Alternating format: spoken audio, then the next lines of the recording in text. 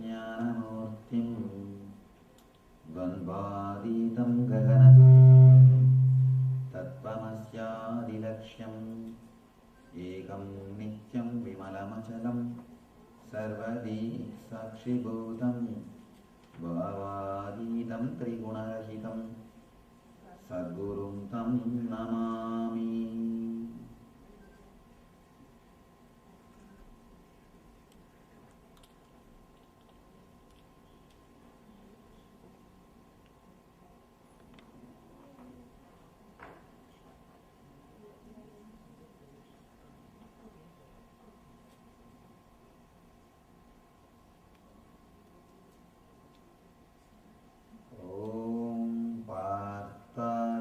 प्रतिबोधितां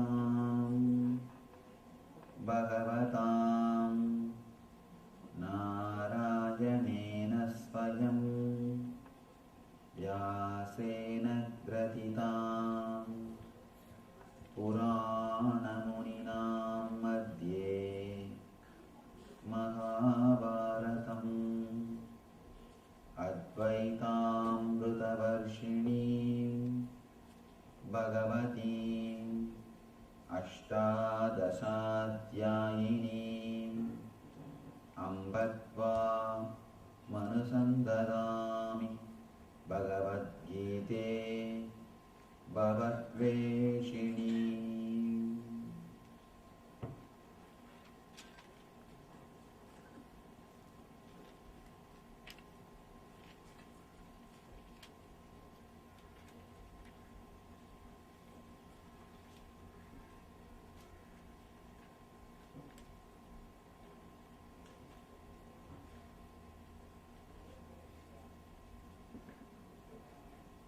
Welcome you all with my love and respect.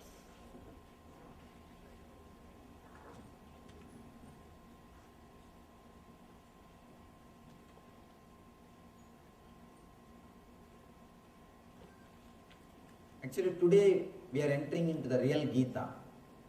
Only today Bhagavan starts speaking. Yesterday, only Krishna was speaking. Only today, Bhagavan starts speaking.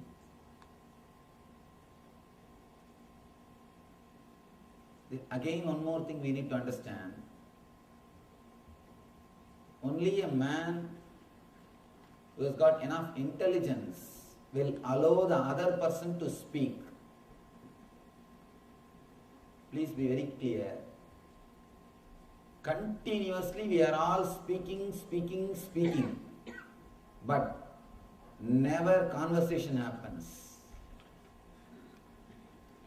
Conversation is different, speaking is different. If you see your life, continuously you are speaking, the other person is speaking, but never conversation happens. When other person speaks, you just prepare what you are supposed to give as a reply. You never listen. We never listen when the other person speaks. We just prepare our lecture. You hear so that he will hear you, that's all. You are little polite so that he will listen to what you speak. Never conversation happens. You need intelligence to allow other person to speak. Please be very clear. You don't need intelligence to speak.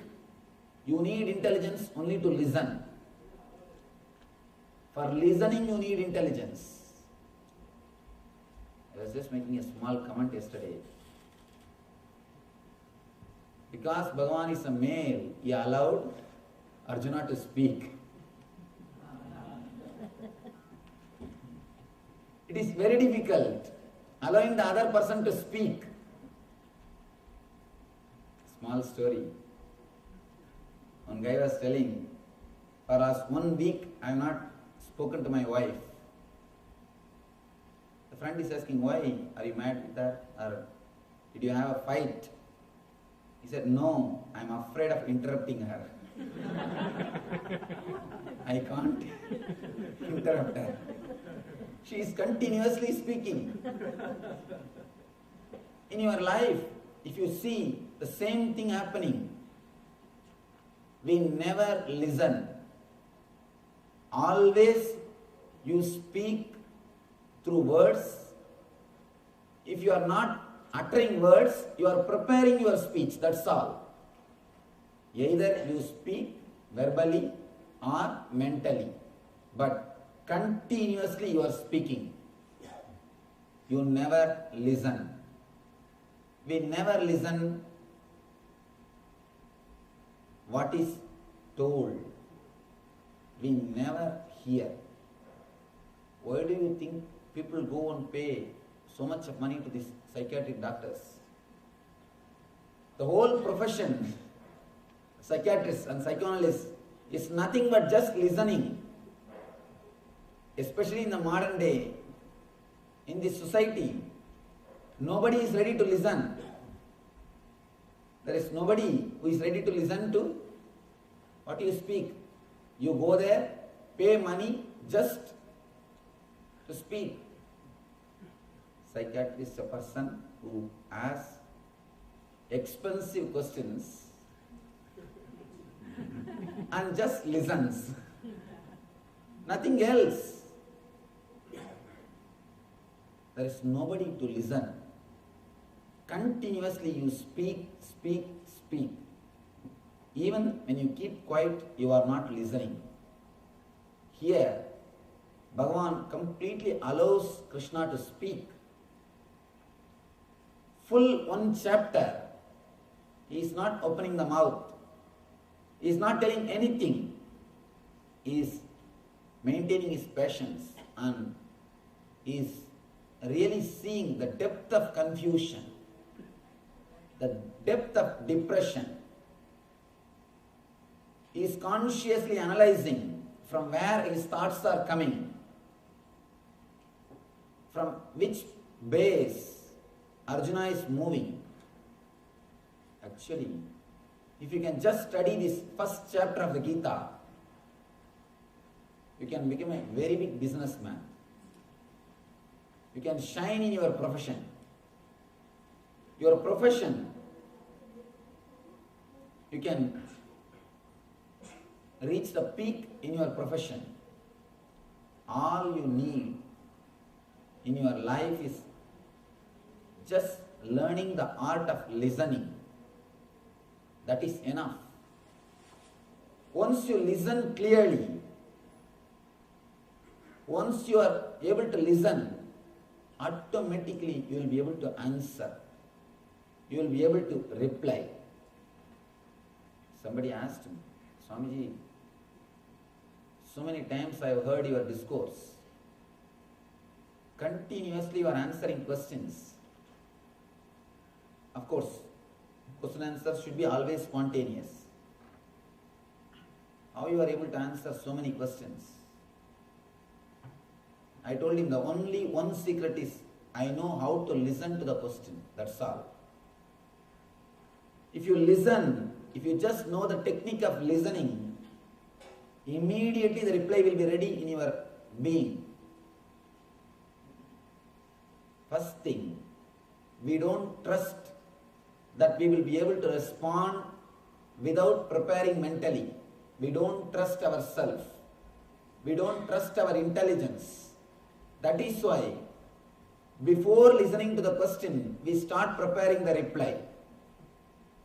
We don't have that much of patience to listen to the problem.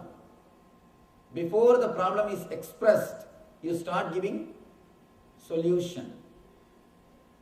Continuously,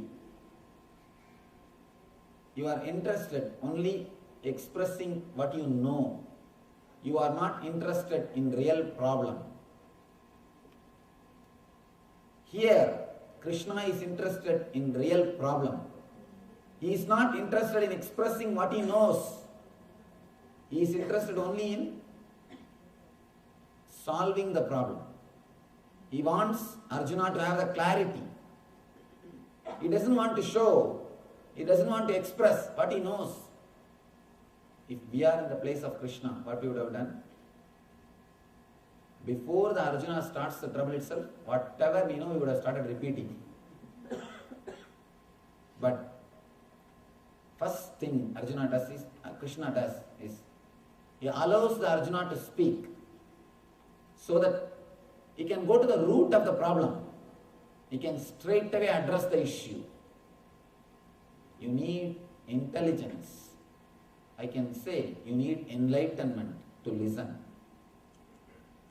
Only an enlightened master like Krishna can listen. In the 18 chapters, full one chapter, he just listens. He is not opening his mouth.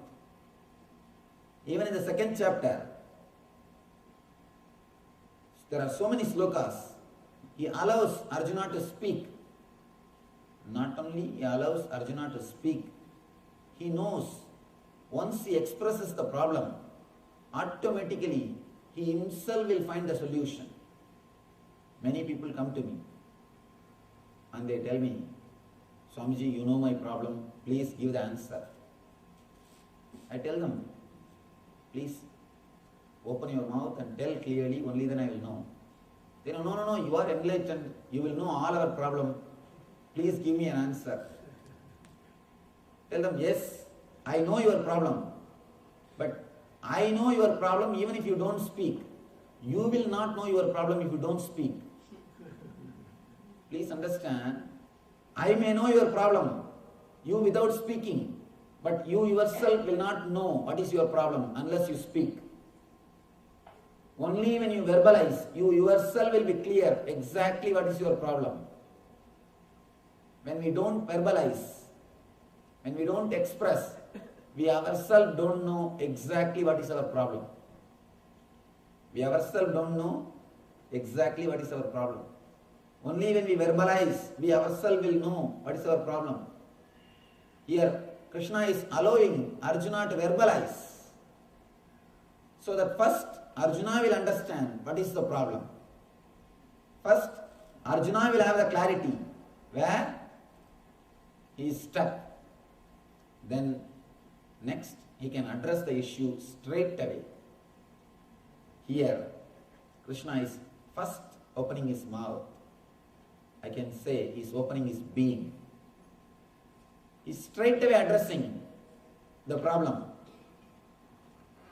Sri Bhagavan Uvacha Kudastvakasmalamitam Vishame Samupastitam Anarya Chushtamasvargyam Akirtigaram Arjuna. Lord Krishna says, my dear Arjuna, how have these impurities come upon you? They are not at all befitting a man who knows the value of life. They lead not to higher planets, but to infamy. These two slokas, this sloka and the next sloka, they are connected. Klaibyam mam smagama partha naitat tvayubhavatyate Shutram hridayadaur palyam Yakpo uttishta parantapa.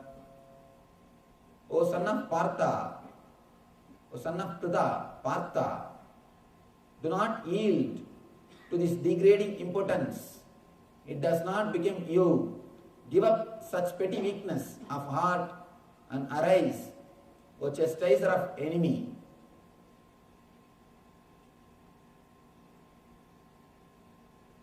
I think this is the gist of the whole Gita. Krishna is really a real Zen master. He is not beating around the bush. Straight away he is addressing the issue. He is not beating around the bush. He is not a philosopher. First thing which we need to understand, Krishna is not a philosopher. He is straight away addressing the issue. He is straight away addressing the problem. He says straight away, oh my dear Arjuna, how these impurities came to you? They are not for a man like you who know the value of life.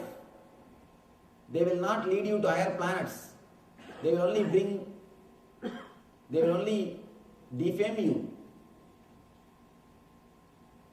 The next sloka he says, give up this petty weakness. Arise, O chastiser of the enemy.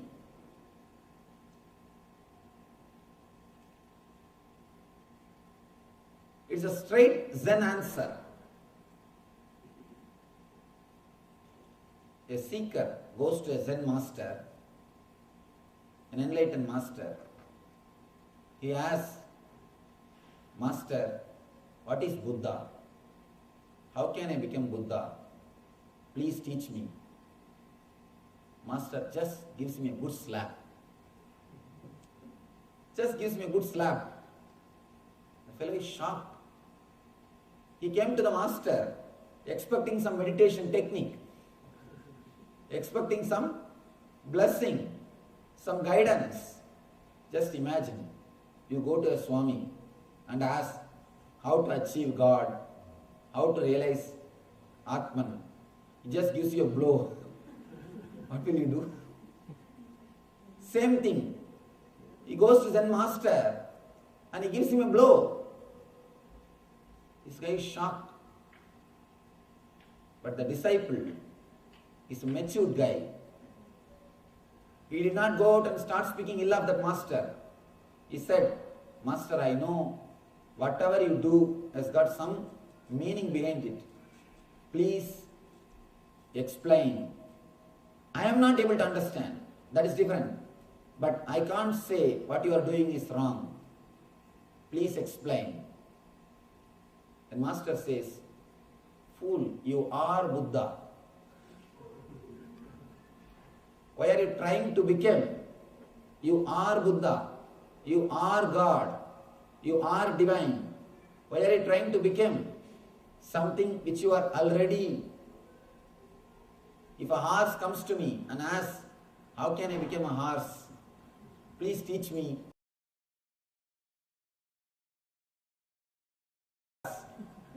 How can I become a horse? What else can I do? You are already that. There is nothing else needs to be added to you.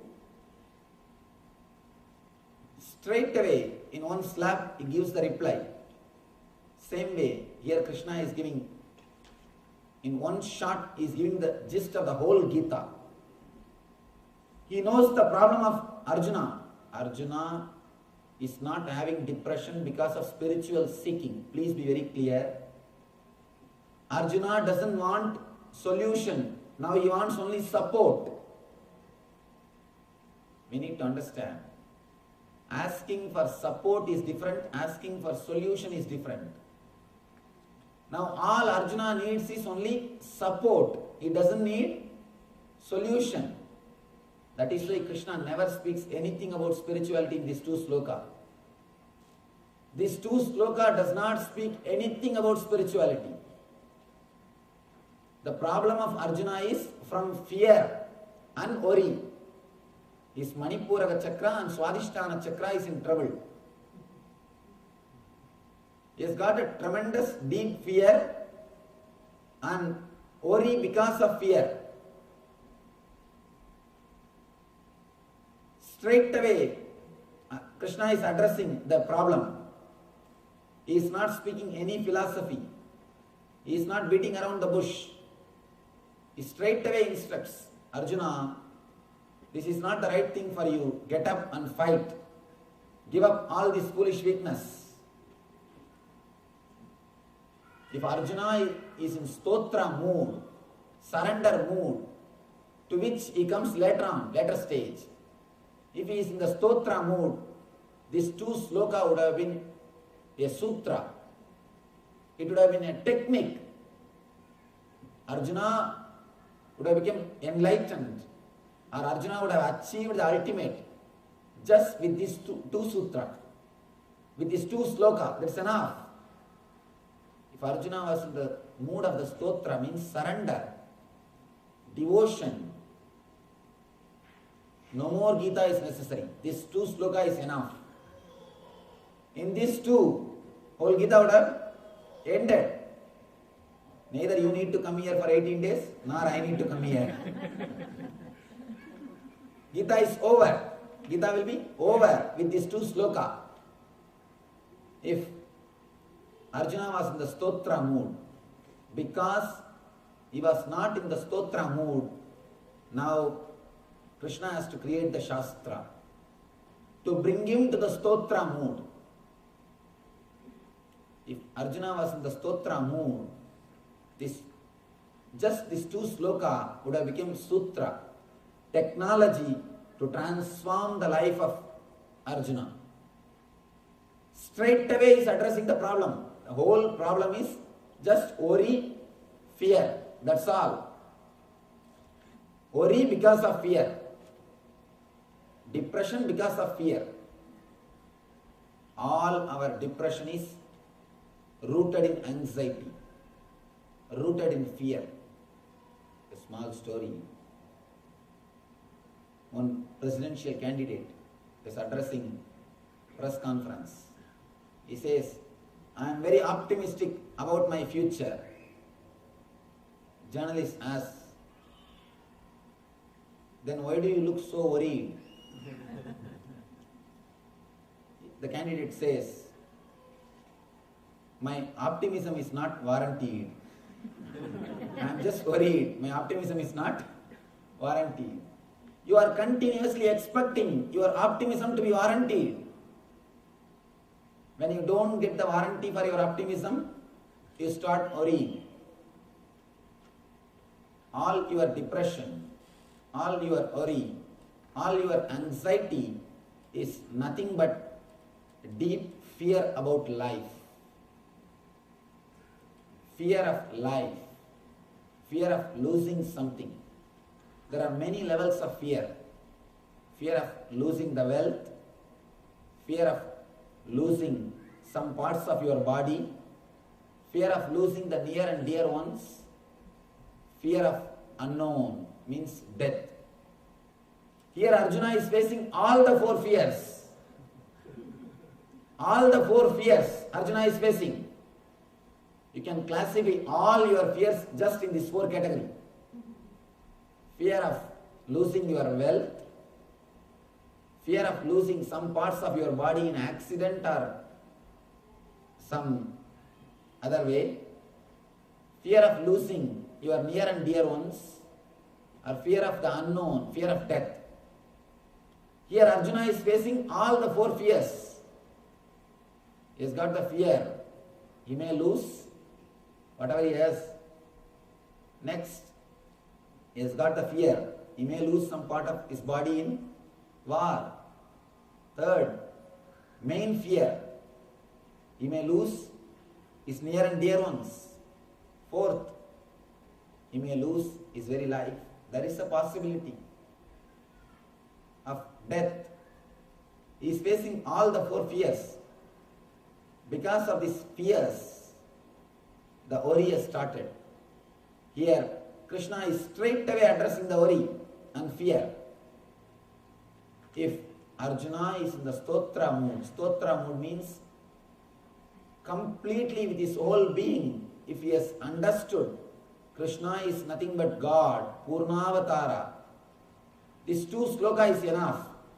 He doesn't need any more instruction.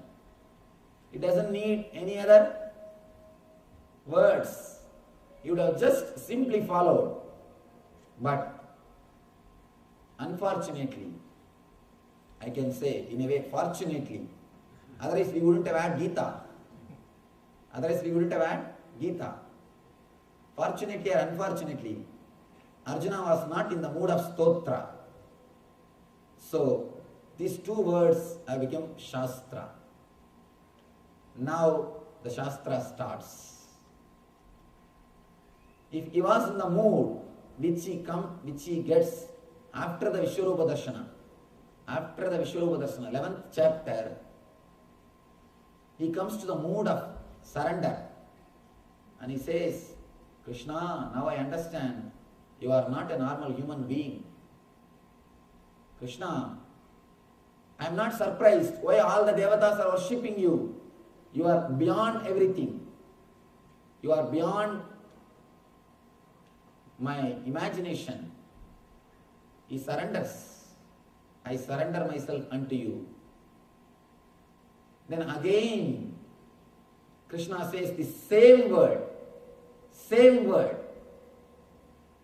Immediately Arjuna starts the war. Gita ends. The same word, when it is repeated, when Arjuna is in the stotra mood, it has become sutra, technique for Arjuna. Now because he is not in the stotra mood, it has just become plain shastra. Plain shastra. Just an advice. Now he starts the shastra. Krishna is not a philosopher. And I tell you, all philosophy is just trying to convince the other person to do what the philosopher wants to do. It is nothing but convincing. Maybe slowly. Maybe slowly. But all philosophy is nothing but trying to convince the other person what the philosopher wants to do. There's a beautiful saying from Adolf Hitler. In his autobiography, he says, if you repeat a lie 100 times, it will become truth. Even if it is a lie, continuously if you repeat 100 times, it will become truth. And even if it is a truth, when you express it first time, people will think it is a lie. Lie told 100 times will become truth. Truth expressed for the first time will be considered as a lie. Whether it is lie or truth does not depend on the fact. It depends on how many times you repeat it. That's all. All philosophy, what the philosopher wants to do, including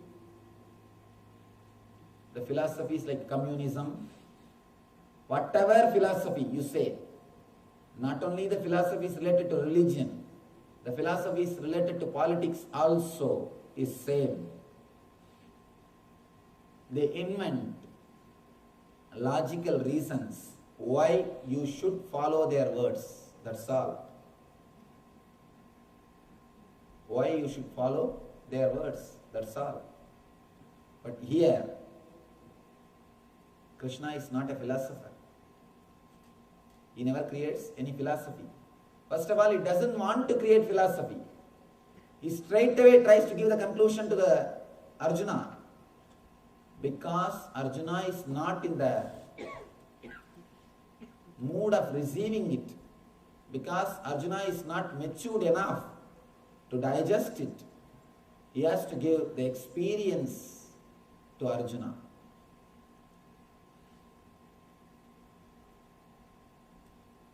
There is a beautiful story in Upanishad.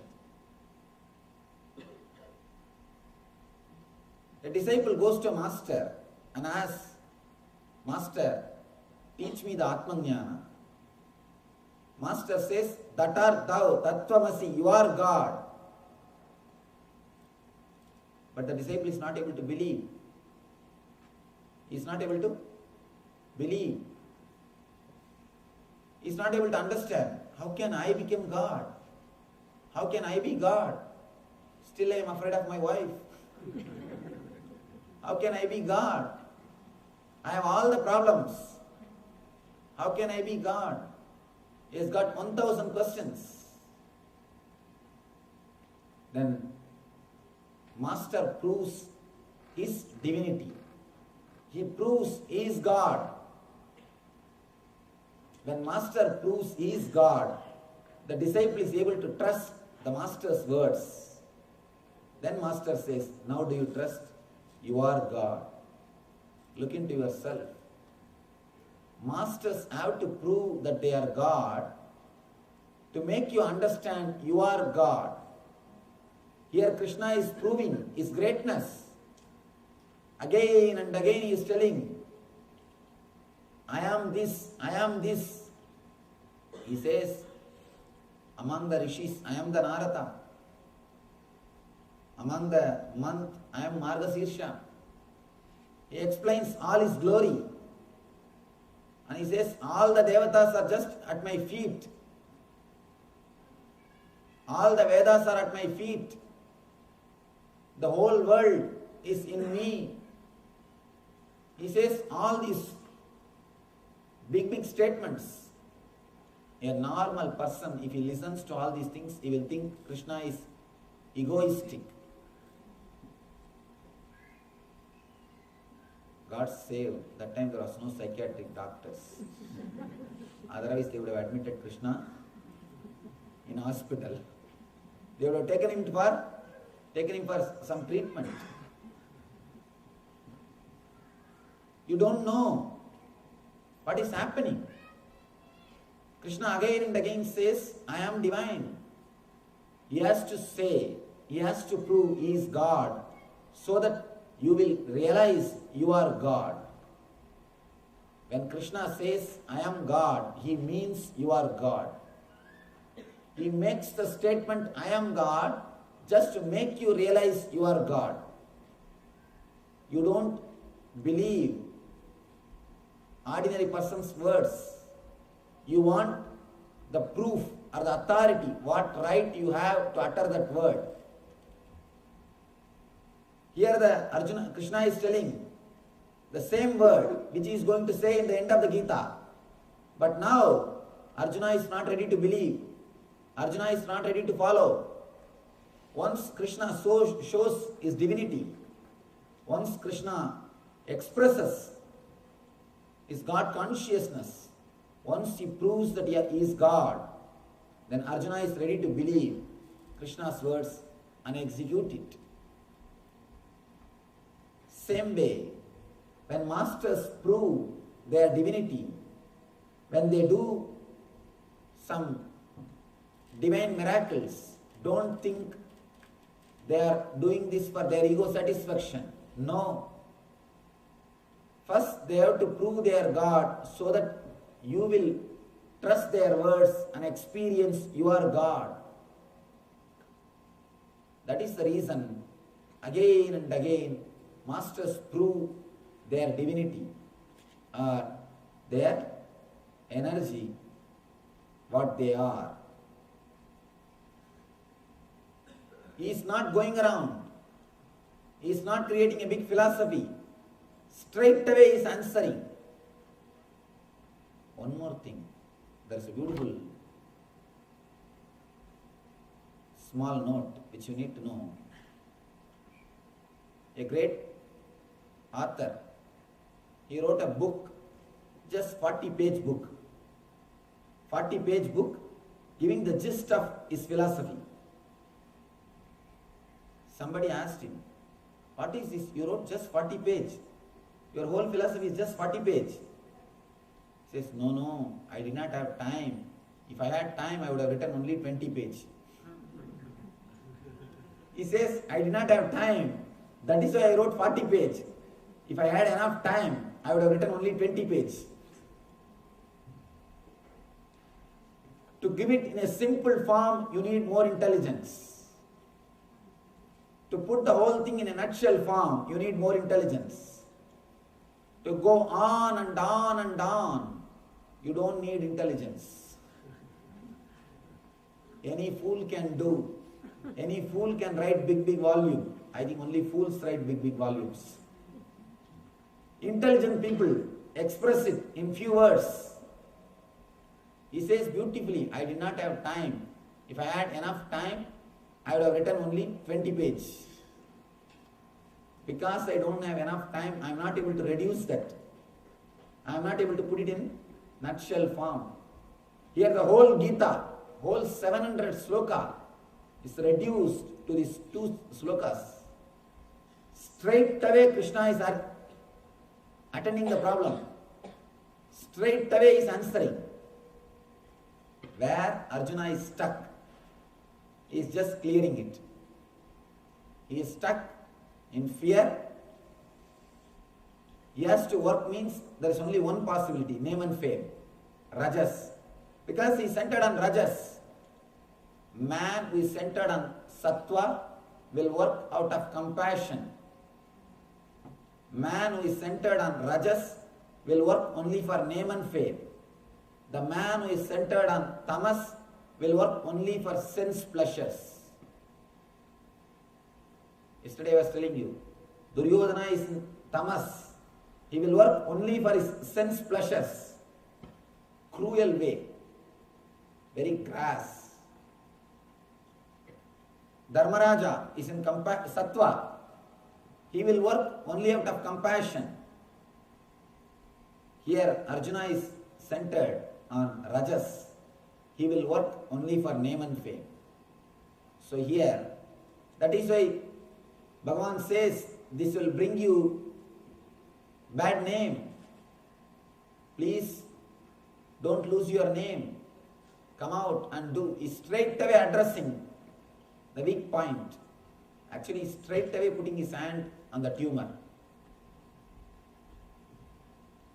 But fortunately, Arjuna is not so intelligent, or he is not so intelligent to understand the trouble. Somehow I am not able to believe Arjuna is so dumb, because he lived with Krishna more than 30 years. Maybe he is putting all these questions for our sake, for the future generation. Arjuna must have been intelligent. He is putting all these questions for our sake. Klaivyamma smagamapartha naitat tvayubhavatyade shutram hridayadaurbalyam tyakpo uttishta parantapa. Again he is emphasizing, O Arjuna, yield not to this debasing impotence. Don't behave like this. Come out. He is straight away addressing the issue. He is not creating philosophy. He is not beating around the bush. Let me tell you a small story. In Newsweek, I read this story in the Newsweek magazine. There was a guy who had a compulsive obsessive problem, some psychiatric problem. The problem is he will be continuously tearing all the papers. Whatever paper falls in his eyes, he will start tearing them into bits and pieces and spread all over the room. Some habit. Whatever papers, whether it is some important document or dollar bill, whatever comes in front of his eyes, he will start tearing it and he will spread all over the room. His family is worried. They took him to Jungians, Freudians, and whatnot, whatever possible treatment. Spending so much of money. They tried all possible treatment, but nothing worked. Nothing worked. Suddenly one day they saw an advertisement in the newspaper. Young but very innovative psychotherapist. They saw the advertisement. They thought, why not try? Let us try. They took him to the doctor. He was a young guy. He said, I just wanted to spend a few minutes with the patient. All of them left. He and the patient, both of them started walking up and down. And just 3-4 minutes, he came back and said, he is all right, please take him back. were surprised. They took him back to the house and really became all right. More than 1 year over, is perfectly all right. Where the problem disappeared, nobody knows. With full of gratitude, the family people came to the doctor again. They expressed their gratitude and they said, "What have you done? Please tell me. Please tell us what you really did. How did you cure him?" No Freudian, no Jungian could do anything. They were all trying their best to throw some light on his unconsciousness. They are not able to do anything. What have you done? He says, "Just I told him, don't tear papers. If you tear once more, they will bring you here for next session. I'll just push you out of window." Don't tear papers. If you do it again, anyhow they will bring you here for next session. And I don't bother about all these things. And I don't believe in all this psychotherapy, psychiatric and all these things. I'll just push you out of window. Throw you out of window. Simply became all right. Very simple solution. Straight solution. Simply became all right. Many times our problems are very simple. We complicate the problem by analyzing it. When you verbalize, label the problem and start analyzing, you complicate them. You give power to them. Your problems are not as big as you think. Your problems are not as big as you think.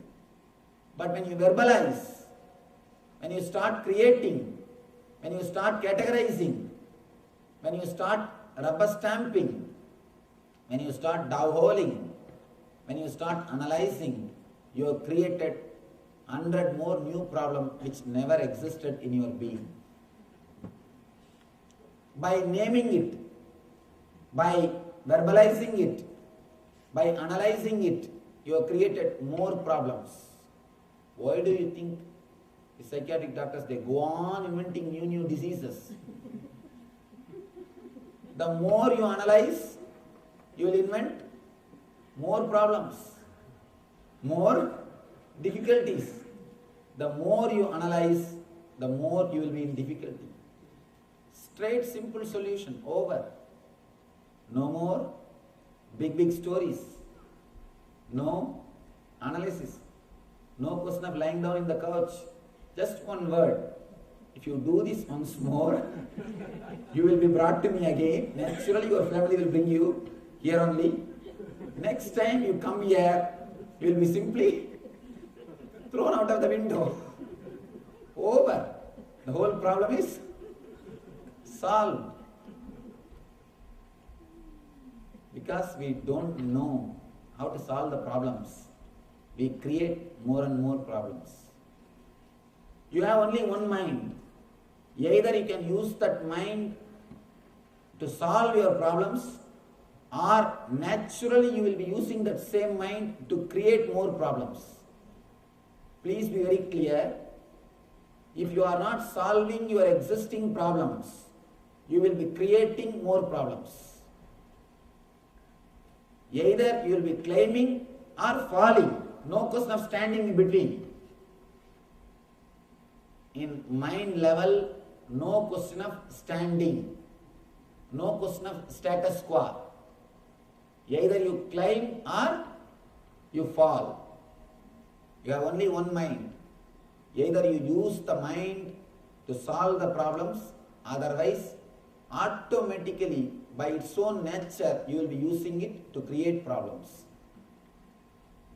Here, Krishna is straight away addressing the Arjuna, is straight away addressing the problem. He is not creating any big story. One more small story. One guy walks into a bar with his pet pig.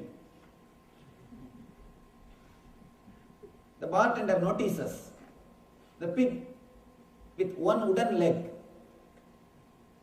He was surprised. First of all, he is surprised somebody bringing pig with them. And that pig having wooden leg.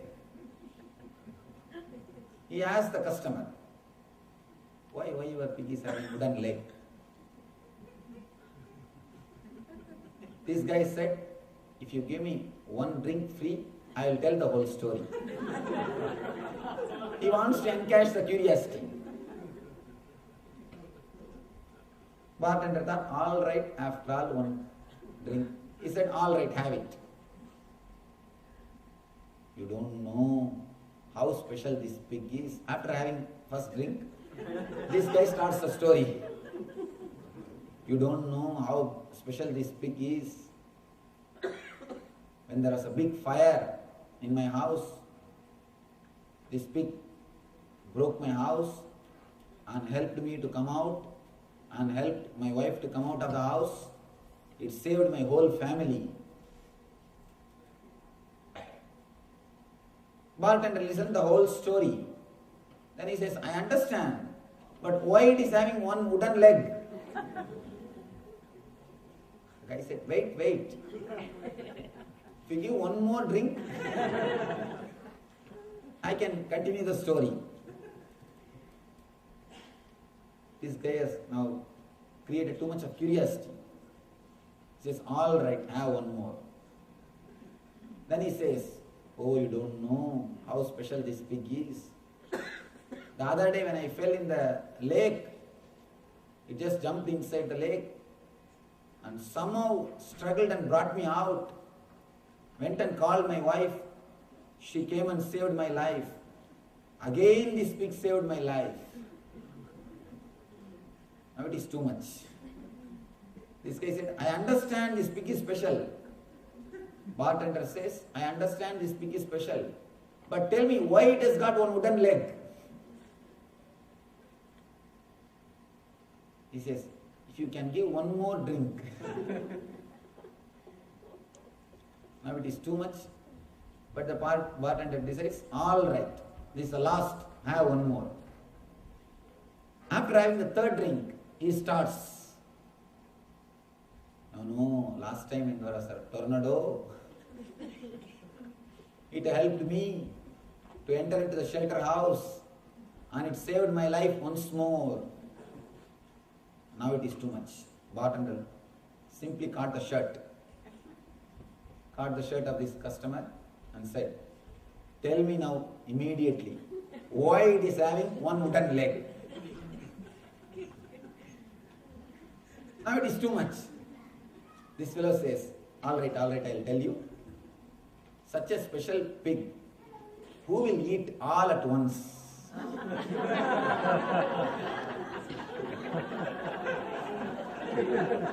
I am eating part by part. The whole story is only one line. You can answer this whole question in one line. I just do not want to eat this pig all at once, so I am eating part by part. To tell that one line, he has to create such a big story. He must have been a great philosopher. He must have been a great philosopher. Here, Krishna is not creating any philosophy. Straight away he is answering. He is not telling any big story. He is not bringing anything. But because Arjuna is not matured enough, he has to give the intellectual explanation. Please understand, all the Western philosophy starts with logical analysis and ends in the conclusion. All the Eastern darshanas gives the conclusion, then starts analyzing. Because the Eastern masters are compassionate. They do not want to torture you with all the logic. They are giving you the first chance. If you are intelligent enough, please catch the solution, come out. When you are not intelligent enough, then no other way. They have to start the process from 1, 2, 3. They expect just by the trust you will come up. When you are not qualified, then they start the usual regular process. Here, Krishna tried the first method of sudden enlightenment, the immediate liberation, the immediate enlightenment. But Arjuna is not mature to receive it, to get it. So now Krishna starts the process step by step.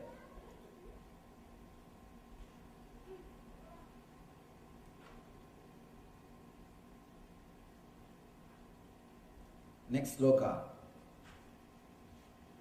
Arjuna uvacha karpanya dosho bhagadasvabhava praschamitvam dharma sammuda cheta yashreyasyanyasidam bruhidanme shishyasteham sadimam tvam prabannam.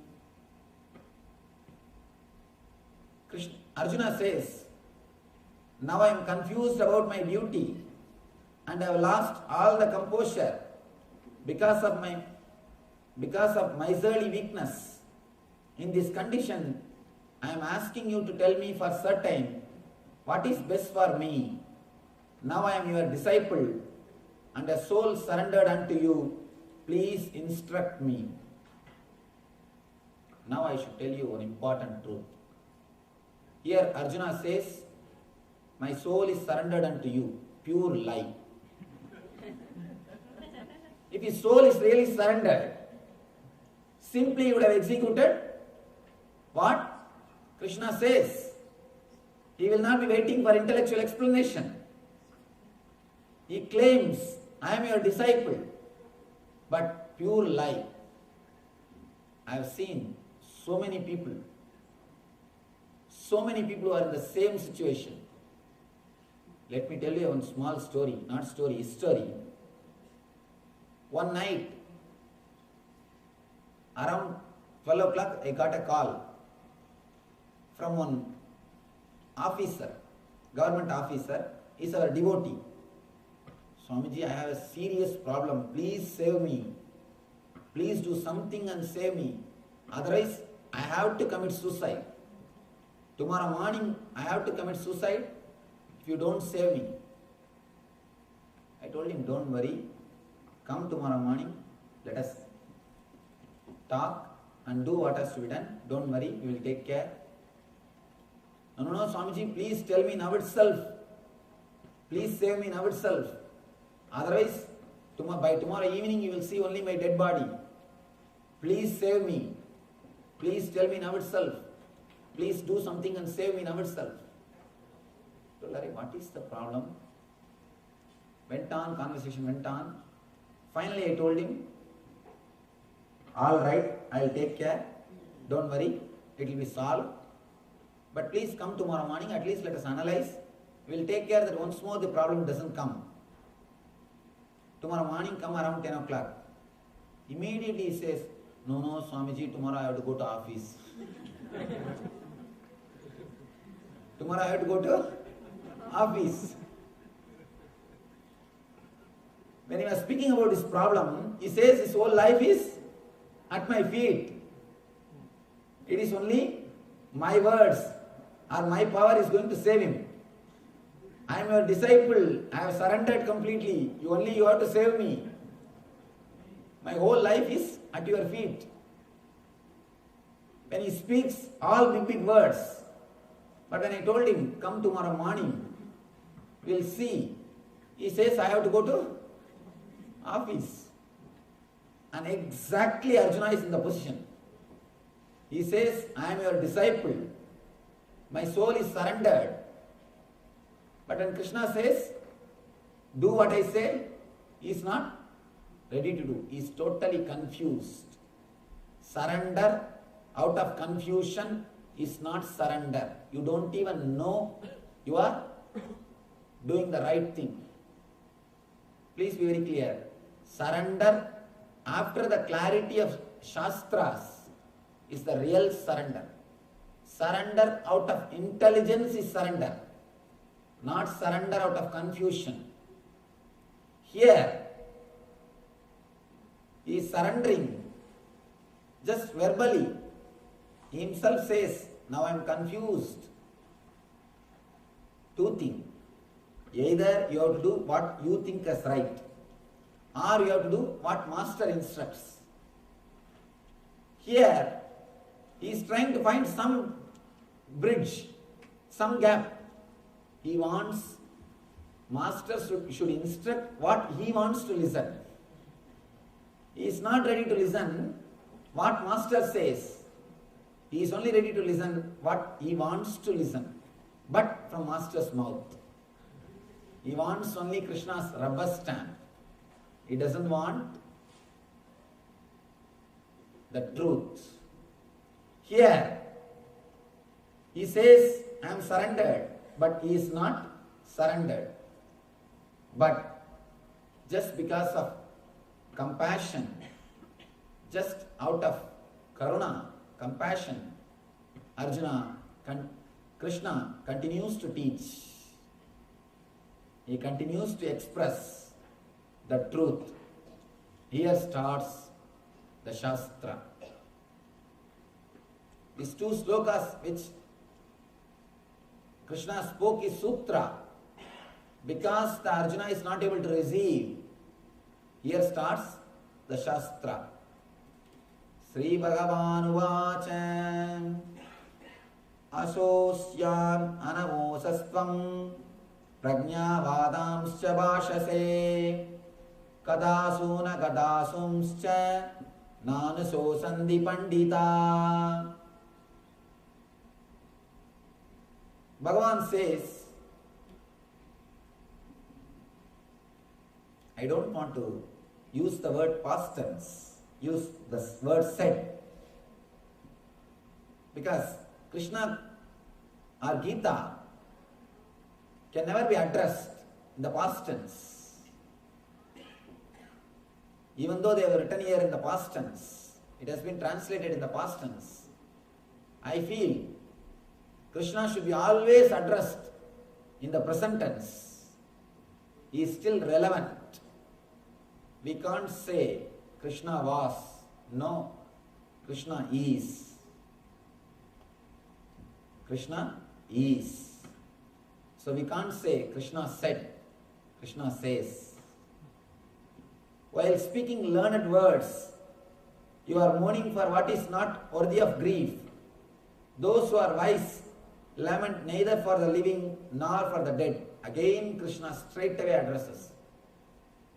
Arjuna, you speak as if you are very intelligent, as if you are enlightened, but your emotion, your being shows you are not. A real person with enlightenment or wisdom will never worry neither for the living nor for the dead. If you are worrying about somebody who is living or somebody who is dead, you cannot be a man of intelligence. Please understand, what is after all death? There are thousands, or I can say millions who lived. Millions have gone. What is after all death? What is life? Somebody asked me, Swamiji, why these natural calamities are happening? Why so many millions of people are dying? The wars and natural calamities. Why God is doing all these things? I told him, to tell you honest answer, I don't know. But if you insist on the answer, I can tell one thing. Next time, if God calls for a conference, I'll ask him and give you the reply. Because These questions have no answer in existence. The question is asked from a very low level, but the divine or the God is beyond your logic. These questions are from your logic, but the divine is beyond your logic. You can never have an answer for these questions. For example, a small ant is seeing the elephant and he is asking, why are you so black? Why are you wearing the same color of me? I am also black and you are also black. Why? Why are you black? Why are you having the same color? Will that elephant be able to answer? Elephant will not even know small to understand the rules of existence, to understand the rules of divine. So only fools worry about the people who are living or people who are dead. A real intelligent man never bothers about death. The next sloka, here starts the essence of the whole Gita. Natvevagam jatu nasam natvam neme janatipa nachaiva na bhavishyama sarve vayamada param. Never was there a time when I did not exist, nor you, nor all these kings, nor in the future shall any of us cease to be. I think this is the gist of the whole Gita. If you can understand this one sloka, straight away you can become enlightened.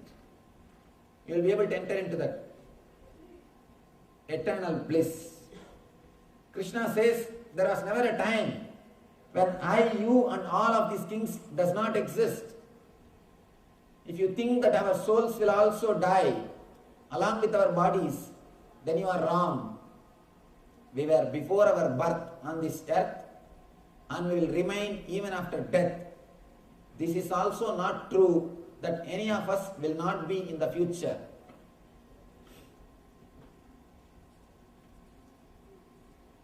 In Zen Buddhism, there is a beautiful meditation technique to achieve enlightenment. You are asked to meditate on the face which you had before your birth. You are asked to meditate on the face which you had before your birth. Then you will realize you exist in the past, present, and in the future. Your face may change, your body may change, but you continue to exist. Why? Then why we think we will die? Why the fear of death happens? Exactly what happens? If what Krishna says is truth, that we are never bothered by the time, we are there in the past, we are here, we will be there in the future. Why we are worried about our life? Why we are so much bothered about death? Let you first understand the concept of this time, past, present and future. Then you will be able to understand what Krishna says. I will try to explain a small diagram of the concept of time, the past, present and future. Then you will be able to understand the concept of time and the Atman.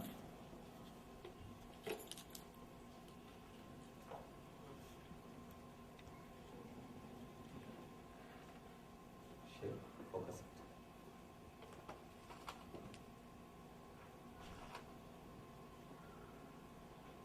Time is like a shaft continuously moving into the past.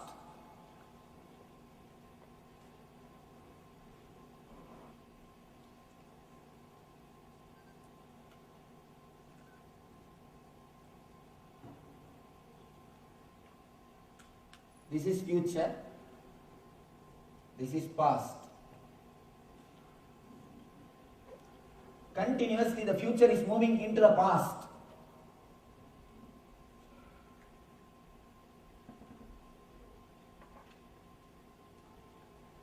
Continuously future is becoming past. Every moment, in every second, future is becoming past. Where the future and the past meets, that point is present.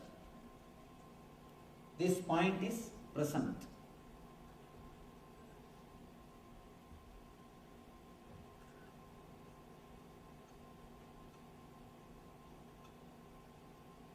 The future is continuously moving into the past. Where the future and the past meets, this point is present. Now, your mind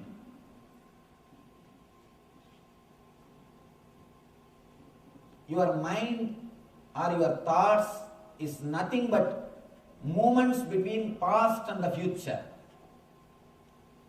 Please understand, you can't have any thoughts if you start thinking about the past or the future.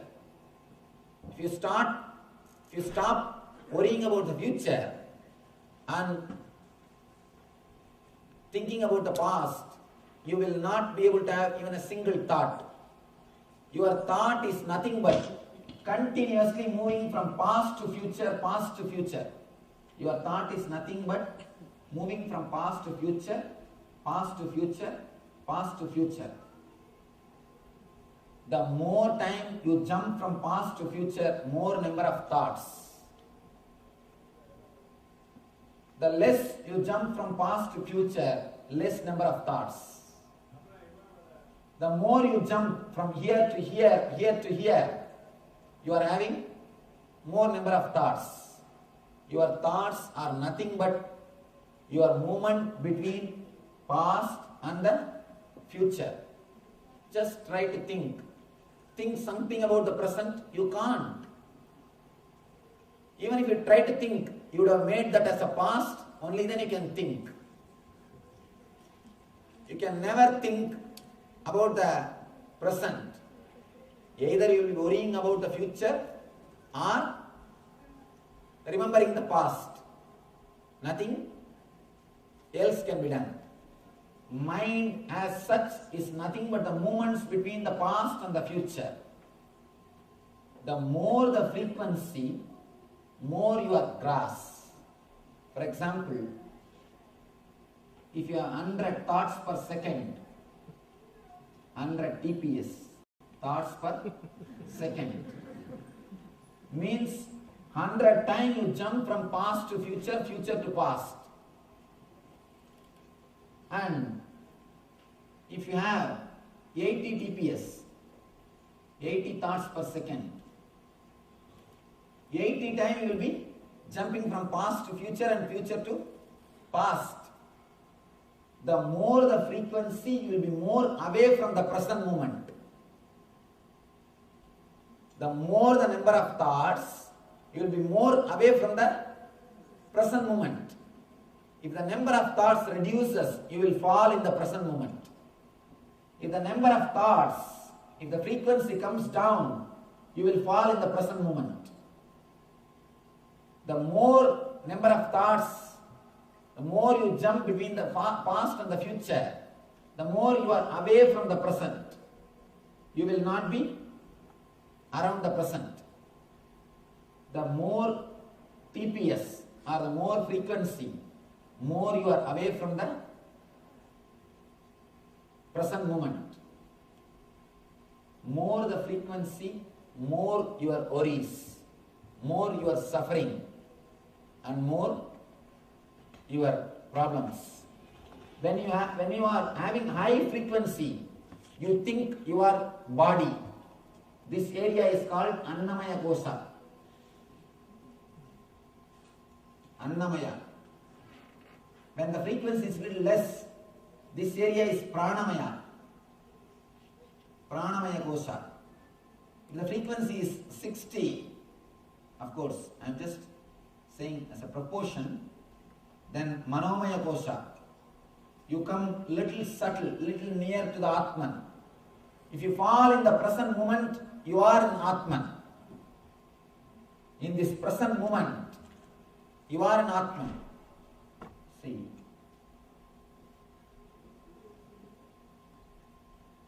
Past, present and future, all put together is eternal. Nitya, Atman. This is what we call Nitya, Atman.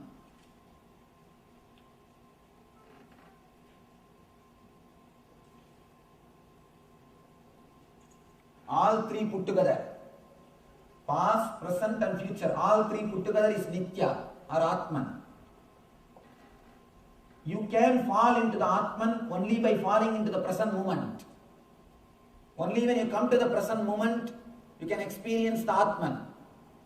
But as of now, we are continuously jumping between past and the future, past and the future. The more the frequency, more you are stuck, more you are away from the Atman.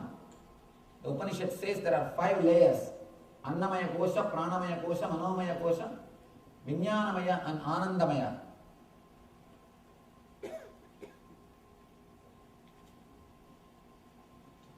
This is Vijnanamaya. Then when you come to 20 TPS, you go to Anandamaya.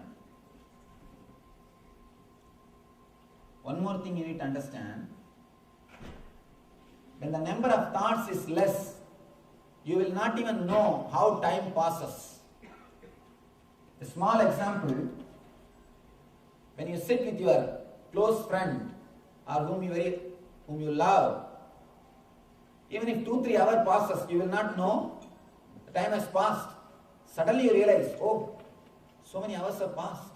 What happened? You forget everything because the number of thoughts is less. If you are sitting with somebody who is continuously boring you, with whom you don't feel comfortable, in every 5 minutes you will be seeing the watch. You will think, why? The watch is not moving. Why? The time is not moving. The time is more psychological. It is not chronological. That is why in our scriptures, in our Veda, we have a word Shana. Shana does not mean a second. It means the gap between one thought and the other thought.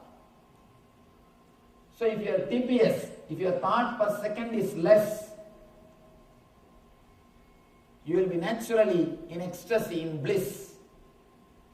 If the number of thoughts is less, you will not even know how much of time has passed, because you are in bliss. If the number of thoughts is more, you will be in hell. This is hell, this is heaven.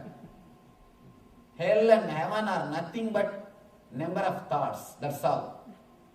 The more the frequency, you are in hell, caught in the physical layer, you think you are a body. When the number of thoughts comes down, you think you are a prana sharira. If it comes down, then you think you are a mind. When it comes down, you think you are an emotion. You are just emotion. When it comes down, you realize you are bliss. And when it becomes completely zero, you enter into the Atman, you realize you are there in the past, you are here in the present, you will be there in the future. Only a man whose TPS becomes zero, he can experience what Krishna says, you will be there forever. The past, present, future, all three are only just words. You exist throughout. You exist throughout. But as of now, you are continuously jumping between past and the future. You are continuously jumping between past and the future. Your frequency is too much. You don't have that much of patience to know, to realize your source. You don't have that much of energy to understand who you are. What is your base? What is your nature? You are continuously jumping from past to the future, future to the past. If you can bring down your thought per second, if you can reduce the TPS, you will fall in the present moment. The moment you fall in the present moment, you will experience you were there in the past, you will be here in the present, you are here in the present, and you will be here forever in the future. This experience happens to you only when you fall in the present moment. Krishna says, you were there in the past, you are here in the present, you will be there in the future. You don't die. When he says, he means you are Nitya Atman, eternal consciousness. You are beyond your mind. But you know only this space of moving from past to future. That is why you are not able to believe that this space exists in you. If you can bring down the TPS, if you can reduce the number of thoughts, you will be able to experience you are this. You are not just this. As of now, you are away from the present moment, means you are away from the eternal consciousness. You are away from the present moment. You are restless, moving from past to the future. So you are not able to see the truth of this Nitya Atman or the eternal consciousness. The more the TPS, more you are away. From here, you can't see this clearly. If you come down, you will be able to see your nature more clearly. You will be able to experience your nature more deeply. Here, Krishna says, you are the eternal Atman. When he says you are the eternal Atman, you are there in the past, you were there in the past, you are here in the present, you will be there in the future. He means you are beyond time. He means as a being, you are Atman. But as of now, you are caught in the mind, between the past and the future. That is the reason